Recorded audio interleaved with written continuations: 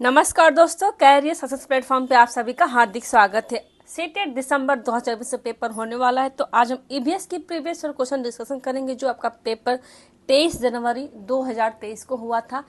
क्योंकि CTET paper clear करने के लिए सबसे पहले आपको प्रीवियस ईयर पीवाईक्यू हर सेट का साथ में लेके चलना पड़ेगा, क्योंकि प्रीवियस ईयर को सीटेट पास करने की आत्मा कहा गया है प्रीवियस ईयर या पीआईबी क्वेश्चन को। क्योंकि बिना प्रीवियस ईयर क्वेश्चन का सीटेट का सिलेक्शन पाना नामुमकिन है। इसके लिए आपको प्रीवियस ईयर साथ में लेकर चलना बहुत ही ज़रूरी है हर सब्जेक्ट का। इसीलिए आप इस चैनल पे सारे वीडियो को देखें। इस चैनल पे आपको हिंदी की प्रीवियस ईयर, एसएसटी की, मैथ की, सीडीपी की और ईवीएस की हर सब्जेक्ट की आपको प्रीवियस ईयर क्वेश्चन सॉल्व कराए जा रहे हैं, जिससे आपके पेपर के लिए बहुत ही महत्वपूर्ण है। मैंने अभी कहा ना कि सीटेट की आत्मा कहा गया है प्रीवियस ईयर पेपर को। प्रीवियस ईयर पेपर के बिना आप सीटेट सिलेक्शन पाना नामुमकिन है, तो मुमकिन को करने के लिए आपको प्रीवियस ईयर क्वेश्चन साथ में लेकर चलना पड़ेगा।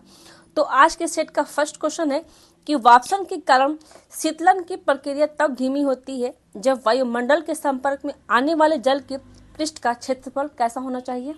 ऑप्शन देखते हैं। ऑप्शन है हमारा ए, बढ़ता है और वायु के बहने की चाल अधिक होती है। ऑप्शन बी में है बढ़ता है और वायु के बहने की चाल कम होती है।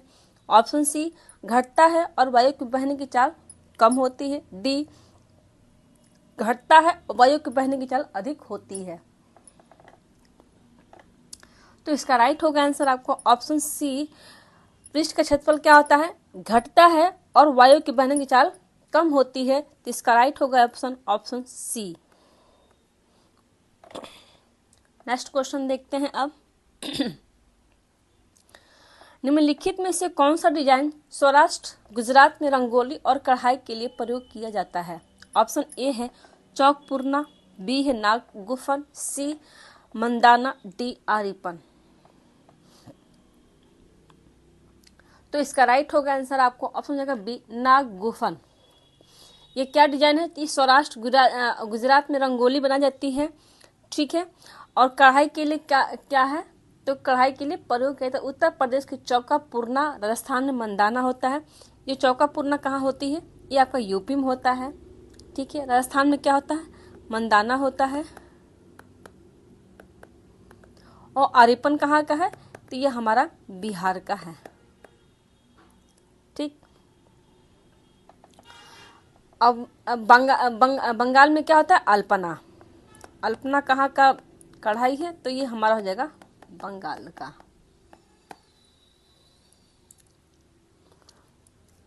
देखते हैं नेक्स्ट क्वेश्चन अब क्या है। तो इसका राइट कौन सा होगा आंसर, तो इसका राइट होगा आंसर आपको ऑप्शन बी, नाग गुफन कहाँ का है, तो नाग गुफन हमारा हो जाएगा सौराष्ट्र का।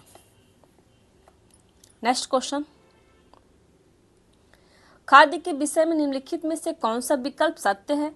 ए है यह मृदा की जल धारण क्षमता में वृद्धि करता है। बी, यह गैसों का विनिमय रोकने के लिए मृदा को अरंधी बनाता है। ऑप्शन सी में क्या मित्र जीवाणु की संख्या में वृद्धि करता है। डी है यह मृदा की संरचना को बेहतर बनाता है। ऑप्शन ए में दिया है कि ए बी सी सही है। ऑप्शन बी में है कि बी सी डी सही है। ऑप्शन सी है कि ए सी डी सही है। ऑप्शन डी में है कि ए बी डी सही है। तो इसका राइट कौन सा होगा आंसर, तो इसका राइट होगा आंसर आपको ऑप्शन सी, ए सी डी सही होगा। यह मृदा का जल धारण क्षमता वृद्धि करता है। ऑप्शन सी में कि जीवाणु संख्या में वृद्धि करता है। और डी में है कि यह मृदा को संरचना का बेहतर बनाता है। तो इसका राइट होगा आंसर आपको ऑप्शन सी, ए सी डी इसका सही होगा आंसर। नेक्स्ट क्वेश्चन देखते हैं अब। निम्नलिखित में से भारत के संघ शासित प्रदेशों का युगल चुनिए। ऑप्शन ए में कि जम्मू कश्मीर और अंडमान निकोबार द्वीप समूह है। ऑप्शन बी में नागालैंड लक्षद्वीप। ऑप्शन सी में है दिल्ली और मिजोरम। डी है चंडीगढ़ झारखंड। तो इसका देखिए जम्मू कश्मीर क्या है हमारा केंद्र शासित प्रदेश है, और अंडमान निकोबार द्वीप भी हमारा क्या है, तो ये केंद्र शासित प्रदेश है। तो इसका राइट होगा आंसर आपको ऑप्शन जाएगा ए। नेक्स्ट क्वेश्चन है, कक्षा 5 की पाठ्य पुस्तक पर गोलकोंडा किले का एक मानचित्र छपा है। इस मानचित्र के निचले दाहिने भाग पर एक पैमाना दिया गया है जो इस प्रकार के पैमाना है कि 1 सेंटीमीटर कितना दिया गया है, तो 110 मीटर दिया गया है। यदि कोई छात्र इस मानचित्र फतेह द्वारा इब्राहिम बुर्ज के बीच की दूरी कितना है, 12.9 सेंटीमीटर मापता है, तो इन दोनों के स्थानों के बीच की वास्तविक दूरी होनी चाहिए। इसमें क्या पूछा गया है क्वेश्चन, दूरी पूछे कितनी दूरी है। इसमें पहले दिया है कि आपका 1 सेंटीमीटर कितना दिया है, तो 110 मीटर होता है 1 सेंटीमीटर बराबर। तो हमारा क्वेश्चन दिया है कि 12.9 सेंटीमीटर बराबर कितना हो जाएगा। देखते हैं आपका क्वेश्चन क्या दिया है। तो इसने दिया है 12.9 को हम क्या कर देंगे, आपको 110 से मल्टीप्लाई कर देंगे तो आपका 1419 मीटर हो जाएगा। ठीक अब इसको क्या करना है, अब हमको इसको किलोमीटर में बदलने के लिए क्या करना है, तो किलोमीटर में बदलने के लिए हमें 1000 से इसको भाग देना पड़ेगा। किसको, 1419 को। तो भाग देने पर कितना होगा हमारा, तो भाग देने पर हो जाएगा आपका 1.419 किलोमीटर हो जाएगा हमारा इसका। तो इसका राइट कौन सा होगा हमारा, इसका राइट होगा आंसर आपका ऑप्शन हो जाएगा बी, 1.419 किलोमीटर इसका राइट होगा आंसर। नेक्स्ट क्वेश्चन देखते हैं अब। माउंट एवरेस्ट पर्वत चोटी की समुद्र तल से ऊंचाई कितनी है। ऑप्शन ए में है 7300 मीटर है, ऑप्शन बी में 8300 मीटर है, ऑप्शन सी में दिया कि 8848 मीटर है, ऑप्शन डी में कि 8950 मीटर है। इसका राइट आंसर कौन सा होगा, इसका राइट होगा आंसर आपको ऑप्शन हो जाएगा सी, 8848 मीटर उसकी ऊंचाई है। ठीक है, अब देखते हैं नेक्स्ट क्वेश्चन हमारा क्या दिया है।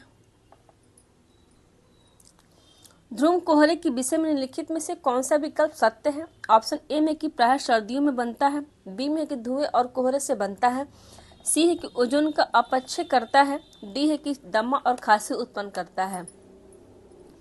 ऑप्शन ए में कहा है कि ए सी डी सही है, बी है कि ए बी सी सही है, सी में है कि ए बी डी सही है और डी में है कि ए बी सी डी सही होगा। तो इसका राइट कौन सा होगा आंसर, तो इसका राइट होगा आंसर आपको ऑप्शन होगा सी, ए बी डी इसका सही होगा आंसर।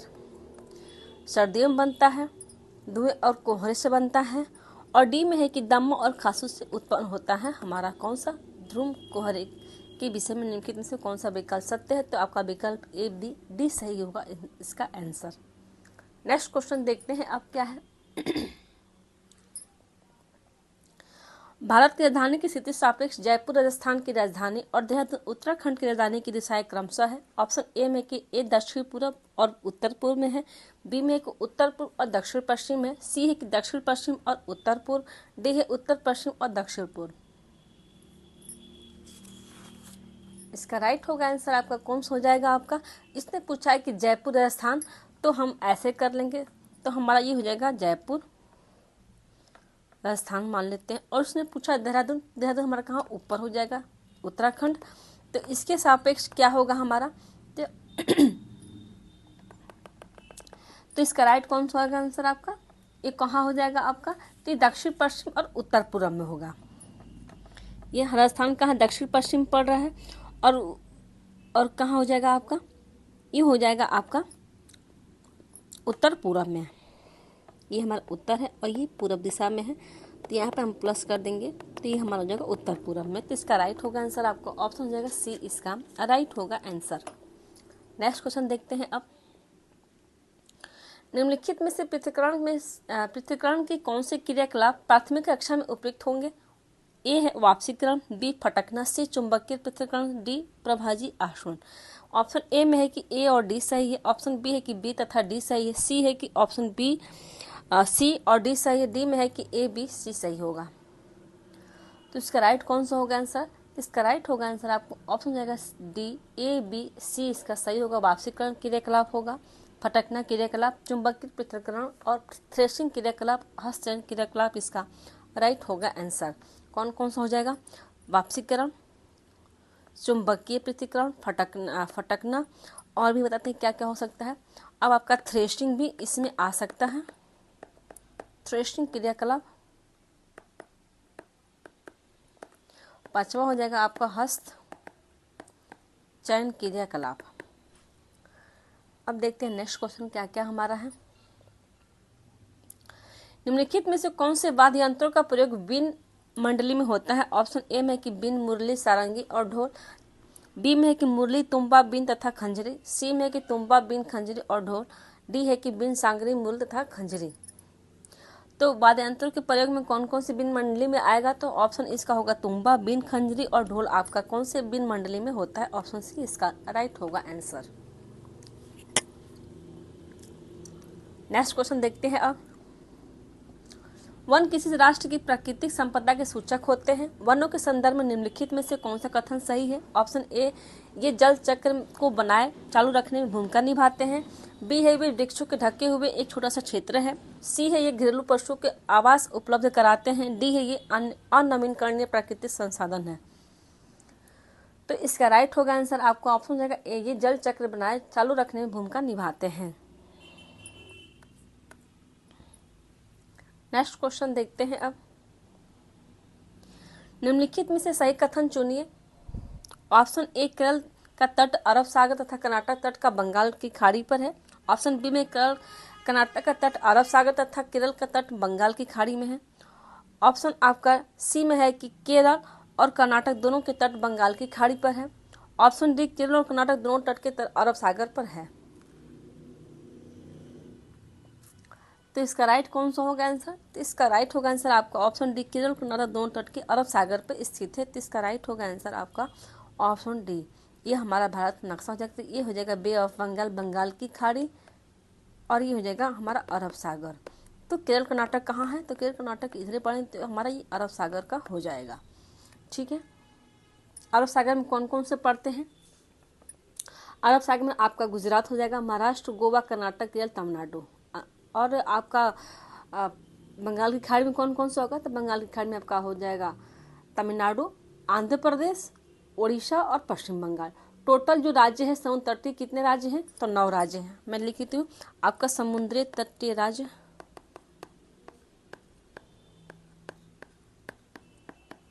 कितने? टोटल 9 हैं। अरब सागर में कौन कौन सा हो जाएगा? तो अरब सागर में आपका हो जाएगा गुजरात, महाराष्ट्र और गोवा, केरल, कर्नाटक। 5 राज्य आपके अरब सागर में पड़ते हैं। और बे ऑफ बंगाल में कौन कौन सा हो जाएगा? तो तमिलनाडु फर्स्ट, सेकंड हो जाएगा हमारा आंध्र प्रदेश, थर्ड हो जाएगा हमारा कौन सा? तो हमारा थर्ड हो जाएगा आपका उड़ीसा और पश्चिम बंगाल। उड़ीसा और हमारा फोर्थ हो जाएगा पश्चिम बंगाल। तो हमारा आपका अरब सागर में 5 राज्य हैं और बे ऑफ बंगाल में 4। टोटल राज्य कितने हो जाएंगे हमारे? 9। ये हमारा समुद्री तटीय राज्य कितने हैं? तो 9। अब देखते हैं नेक्स्ट क्वेश्चन कौन सा है हमारा। ऊंचा, शुष्क, सूखा और चपटा क्षेत्र जिसे ठंडा रेगिस्तान कहते हैं, हमारे देश का वह भाग है जिसका नाम है। ऑप्शन ए में दिया है शिमला, हिमाचल प्रदेश। बी है शिलोंग जो मेघालय में है। सी, श्रीनगर जो जम्मू कश्मीर में है। डी, लेह जो लद्दाख में है। तो उस ठंडा रेगिस्तान किसे कहते हैं हम? ठंडे रेगिस्तान हम लेह और लद्दाख को कहते हैं। अब देखते हैं नेक्स्ट क्वेश्चन हमारा क्या है। वह तिथि जिस दिन बछेंद्री पाल ने माउंट एवरेस्ट की चोटी पर कदम रखा भारत राष्ट्रीय ध्वज तिरंगा गड़ा था, वो कौन सा दिन था? ऑप्शन ए में दिया कि 23 मई 1984। ऑप्शन बी में दिया है 23 मई 1989। ऑप्शन सी में दिया है 25 मई 1984 और ऑप्शन डी में दिया है कि 25 मई 1989। तो इसका राइट कौन सा होगा आंसर आपका? तो इसका राइट होगा आंसर आपका ऑप्शन हो जाएगा 23 मई 1984 को बछेंद्री पाल ने माउंट एवरेस्ट की चोटी पर कदम रखा और भारत का प्रथम राष्ट्रीय ध्वज तिरंगा को वहां पे गाड़ा। नेक्स्ट क्वेश्चन देखते हैं अब।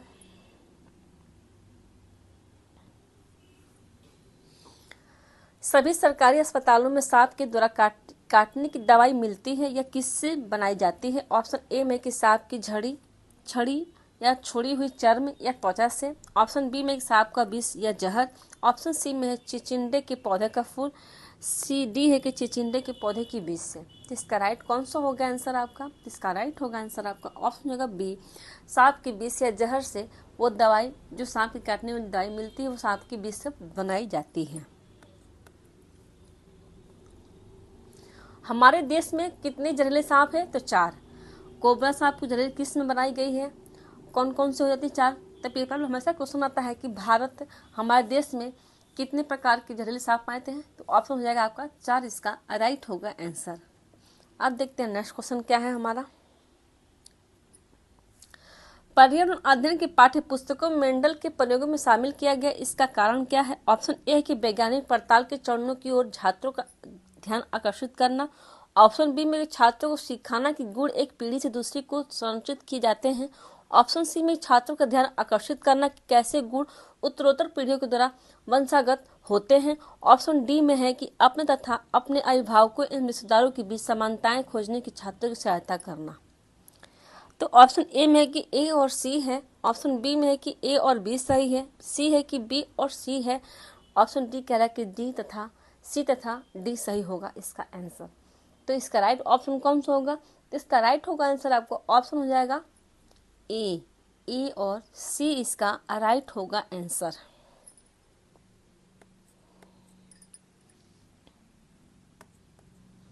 नेक्स्ट क्वेश्चन देखते हैं अब।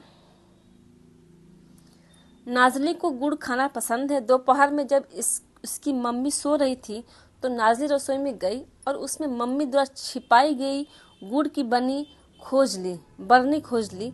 यह सीखने के निम्नलिखित प्रकारों में से कौन सा एक उदाहरण है? ऑप्शन ए कि शास्त्रीय अनुबंधन, बी है क्रिया प्रस्तुत अनुबंधन, सी है कि संज्ञानात्मक अधिगम और डी हमारा यांत्रिक अधिगम। तो इसका राइट कौन सा होगा आंसर? ऑप्शन ए में दिया है कि ए और बी सही है, ऑप्शन बी में है कि बी और सी सही है, ऑप्शन सी में है कि बी और डी सही है, ऑप्शन डी में है कि सी और डी सही होगा।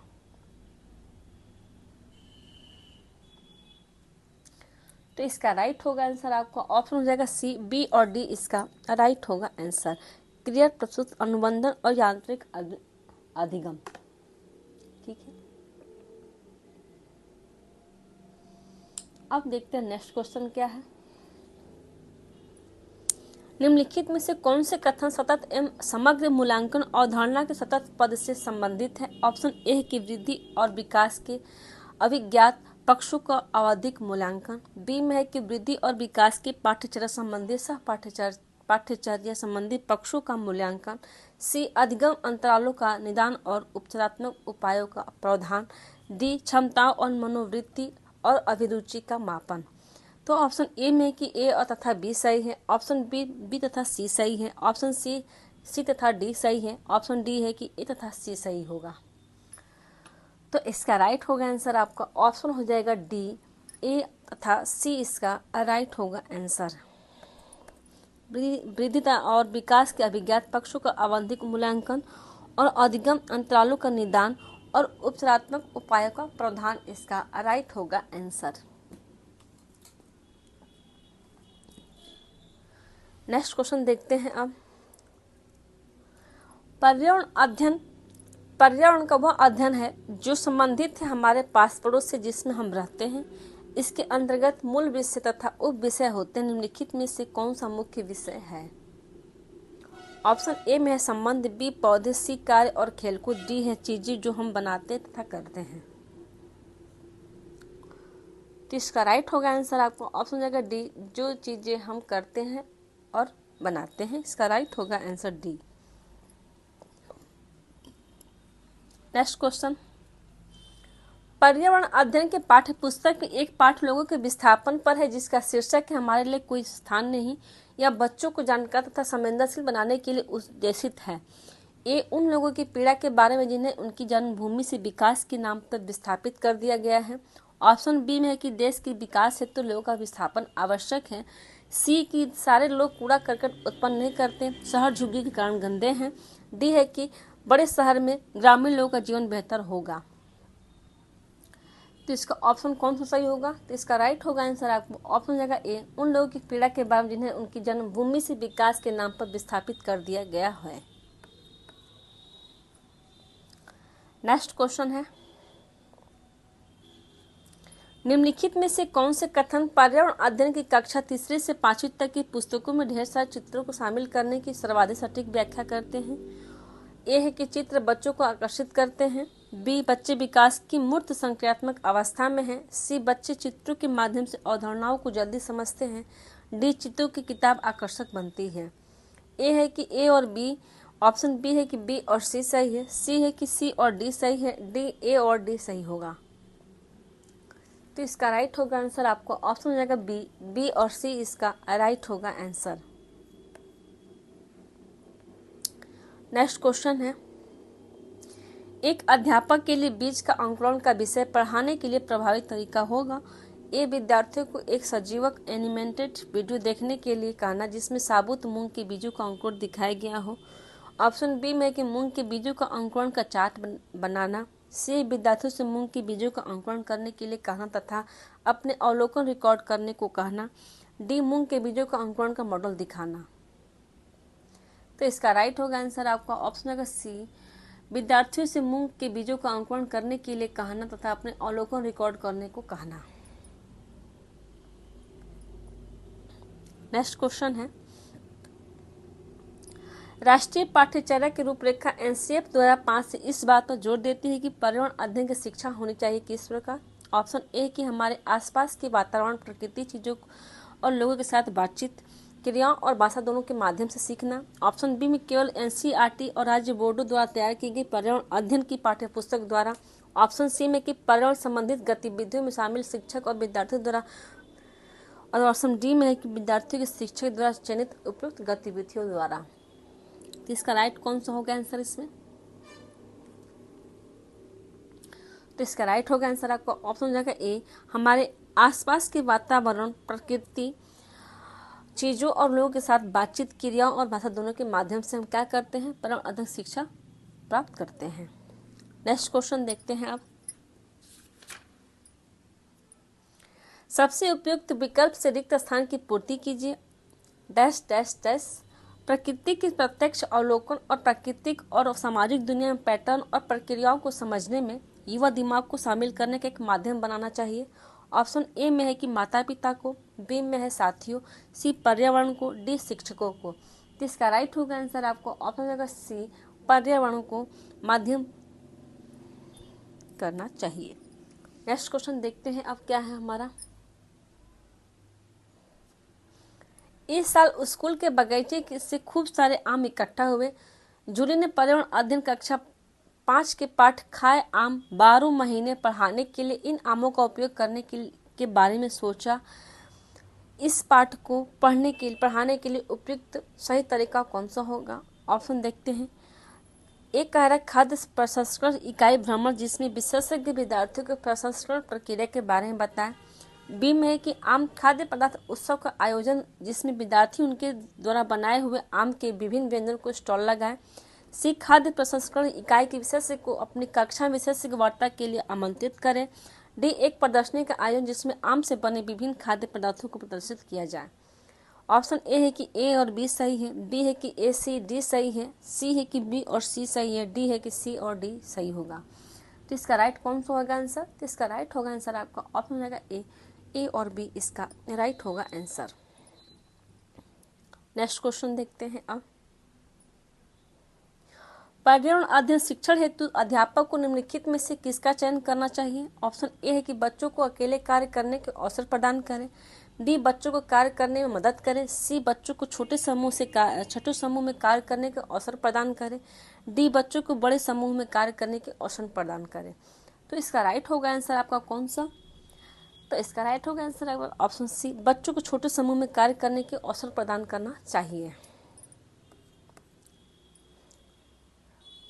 नेक्स्ट क्वेश्चन देखते हैं अब,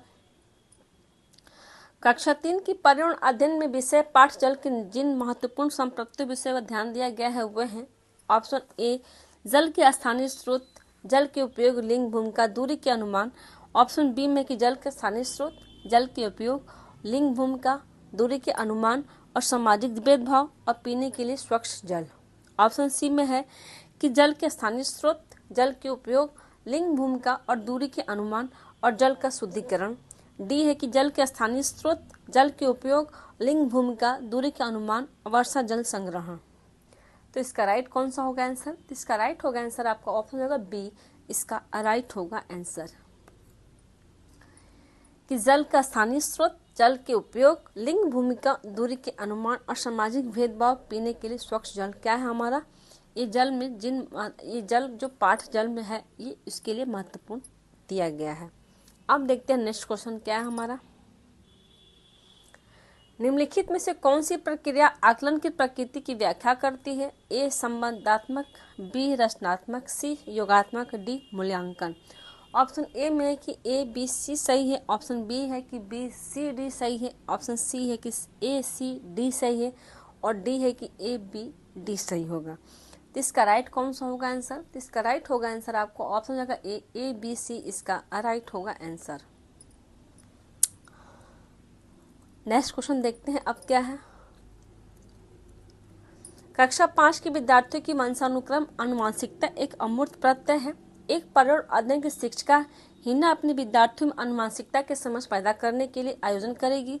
ऑप्शन ए है कि हाथों से क्रियाकलाप, ऑप्शन बी की भूमिका निभाना, ऑप्शन सी अन्वेषणात्मक क्रियाकलाप, डी है उदाहरणों का विश्लेषण का। तो इसका राइट कौन सा होगा आंसर? तो इसका राइट होगा आंसर आपको ऑप्शन होगा डी, उदाहरणों का विश्लेषण, इसका राइट होगा आंसर। निम्नलिखित में से प्राथमिक स्तर पर पर्यावरण अध्ययन की पाठ्यचर्या की विशेषता की पहचान कीजिए।